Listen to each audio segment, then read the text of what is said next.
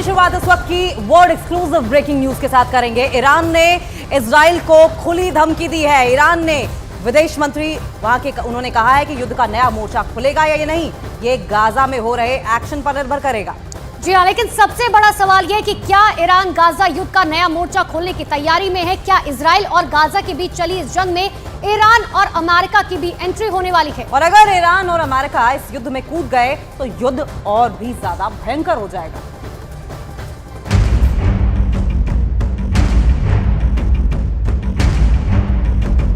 क्या तेहरान में युद्ध का सायरन बजने वाला है?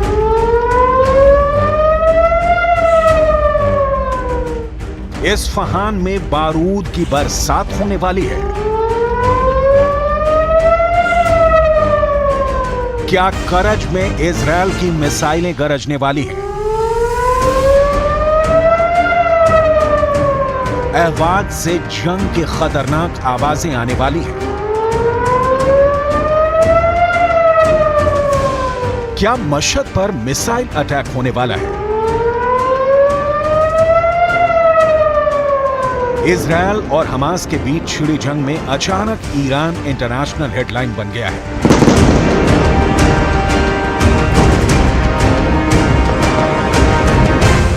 हमास से हमदर्दी क्या ईरान के लिए सरदर्द साबित होने वाली है? क्या गाजा में छिड़ी जंग तेहरान तक पहुंचने वाली है? ईरान ने इजरायल को खुली धमकी दी है। ईरान के विदेश मंत्री ने कहा कि नया मोर्चा खुलेगा या नहीं, ये इजरायल के गाजा में एक्शन पर निर्भर करेगा। बड़ा सवाल है, क्या ईरान युद्ध का नया मोर्चा खोलने की तैयारी में है? ईरान के राष्ट्रपति ने मुस्लिम देशों से अपील की है कि वो गाजा के साथ हैं। ईरान के राष्ट्रपति इब्राहिम रईसी सऊदी अरब के प्रिंस मोहम्मद बिन सलमान को फोन लगाते हैं।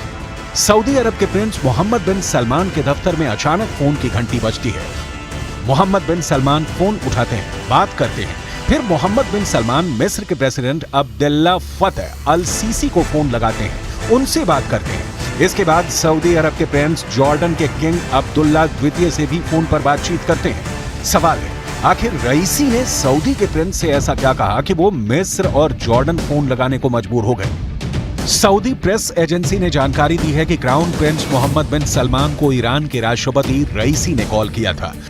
रईसी की वो घंटी 7 साल पुरानी दुश्मनी को खत्म करने वाली साबित हुई है। 7 वर्षों का मौन टूटा तो दोनों नेताओं के बीच पूरे 45 मिनट तक लगातार बात होती रही।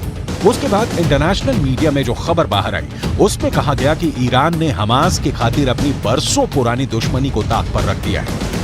इस तरह गाजा को लेकर ईरान, सऊदी अरब, मिस्र और जॉर्डन एक ऐसे तार से जुड़ गए हैं जिसकी शुरुआत ईरान की तरफ से हुई है।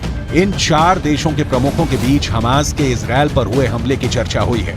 इजरायल के हमलों पर बात हुई और गाजा की बर्बादी पर बात हुई है। साफ है, हमास के खिलाफ इजरायल के एक्शन को रोकने के लिए ईरान ने अपने बरसों के दुश्मन से मदद की गुहार लगाई है। वहीं सऊदी अरब ने अपने नए दोस्त इजरायल को रोकने के लिए अपने पुराने दुश्मन ईरान से हाथ मिला लिया है। इजरायल की फिलिस्तीन से दुश्मनी है, इजरायल की ईरान से दुश्मनी है। वहीं ईरान की गाजा या कहें कि फिलिस्तीन से गहरी दोस्ती है। ईरान और सऊदी अरब, 2 दुश्मनों के बीच हुए इस नई दोस्ती से अमेरिका भी परेशान है।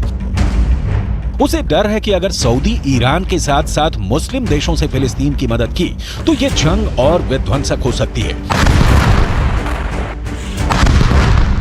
यही वजह है कि अमेरिका ने गाजा के मददगार देशों को युद्ध में कूदने से रोकने के लिए अपने 2 न्यूक्लियर एयरक्राफ्ट कैरियर को इजरायल के पास भूमध्य सागर में पहुंचा दिया है।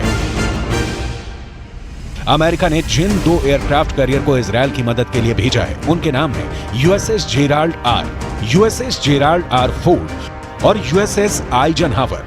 यूएसएस जेराल्ड आर फोर्ड के साथ 12 स्ट्राइक ग्रुप होती है। वहीं यूएसएस आइजनहावर के साथ 2 स्ट्राइक ग्रुप होता है जो हमला करने में मास्टर होते हैं। इनके साथ मिसाइलों से लैस और भी कई घातक युद्धपोत भूमध्य सागर में इजरायल के पास पहुंचे हैं। इसके साथ मिसाइलों से लैस जहाजों का पूरा बीड़ा चलता है। इजरायल के पास भूमध्य सागर में पहुंचे अमेरिका के युद्धपोत अब तक खाड़ी युद्ध, अफगानिस्तान युद्ध समेत कई जंग लड़ चुका है। दरअसल दावा ये किया जा रहा है कि अमेरिका के इन युद्धपोतों के इजरायल भेजने के पीछे का मकसद हिजबुल्लाह और सीरिया को इस युद्ध में शामिल होने से रोकना है। क्योंकि अगर ये भी जंग में शामिल हो गए तो खाड़ी में बहुत ही भयंकर युद्ध भड़क जाएगा।